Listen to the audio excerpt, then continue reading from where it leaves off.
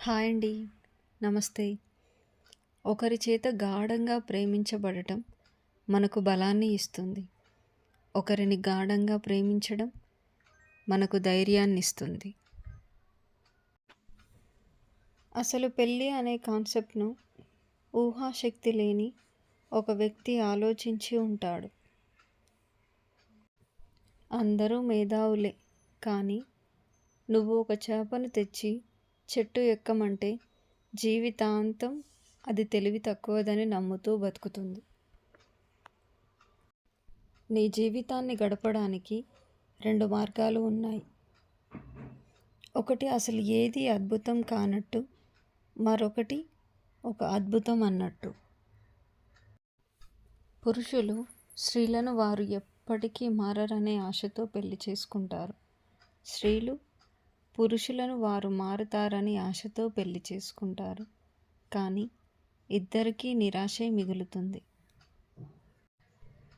విజయవంతమైన వివాహానికి ఒకసారి కాదు, చాలాసార్లు ప్రేమలో పడటం అవసరం.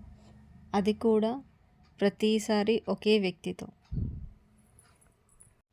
నువ్వు సంతోషమైన జీవితాన్ని గడపాలనుకుంటే దానిని మనుషులతోనూ లేదా వస్తువులతోనో కాదు, ఒక లక్ష్యంతో ముడిపెట్టు. అద్భుతాల కోసం వేచి ఉండకు. నీ జీవితమే ఒక అద్భుతం అని గమనించు. కేవలం సమాచారం జ్ఞానం కాదు. జ్ఞానం యొక్క ఏకైక మూలం అనుభవం మాత్రమే.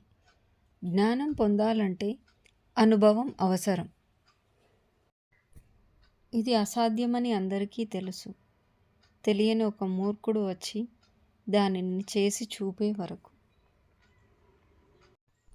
జీవితంలో ఉన్న ప్రతిదీ కేవలం 2 విషయాల వల్ల జరిగాయి. నువ్వు ఏదో చేశావు, నువ్వు ఏదో చేయలేదు. నిన్నటి నుంచి నేర్చుకో. ఈరోజు కోసం జీవించు. రేపటిని ఆశించు. ముఖ్యమైన విషయం ఏమిటంటే ప్రశ్నించటం ఆపకు.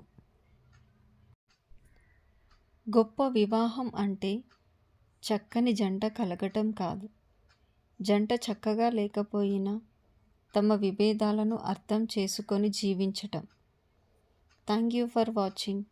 ఈ వీడియో మీకు నచ్చినట్లయితే please like and subscribe. Thank you.